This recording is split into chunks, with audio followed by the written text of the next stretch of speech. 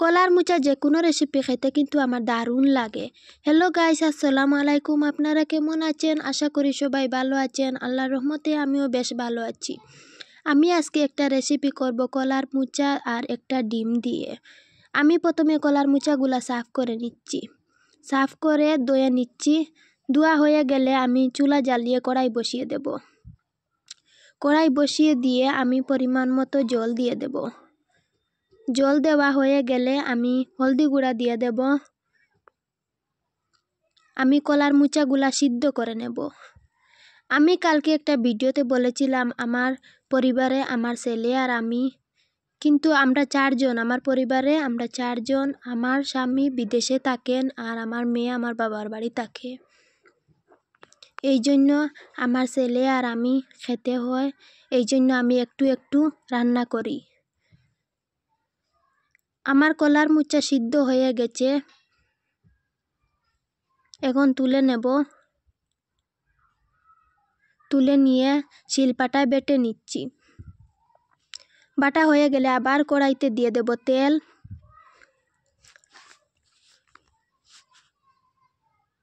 আমার এই রেসিপিটা যদি আপনাদের ভালো লাগে থাকে তাহলে ইউটিউব চ্যানেলটা সাবস্ক্রাইব করে আমার পাশে থাকবেন আর ফেসবুক পেজটা ফলো করে লাইক করবেন, কমেন্ট করবেন।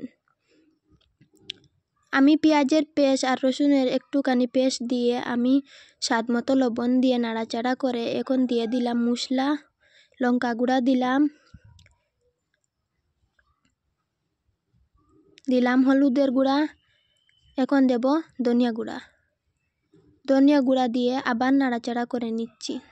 নাড়াচাড়া করে ফেটে রেখেছিলাম ডিমটা দিয়ে দেব।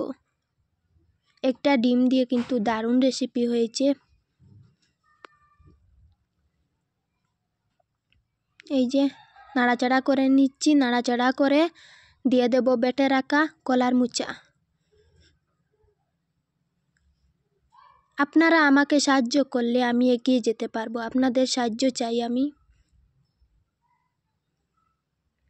ভিডিওটা ভালো লাগলে অবশ্যই সাবস্ক্রাইব করবেন আর ফেসবুক পেজটা ফলো করে লাইক করবেন, কমেন্ট করবেন।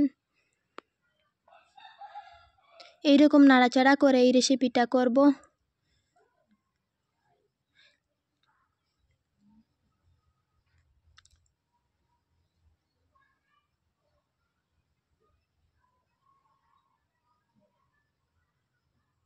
হয়ে গেছে আমার রেসিপি, এখন খেয়ে দেখাবো।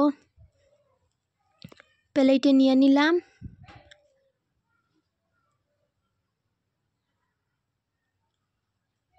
আমার তো খেতে দারুণ লাগছে।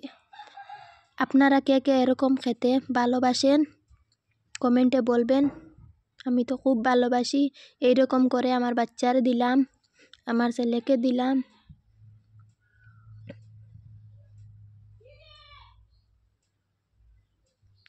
হয়ে গেছে দারুণ। খুদা হাফিজ।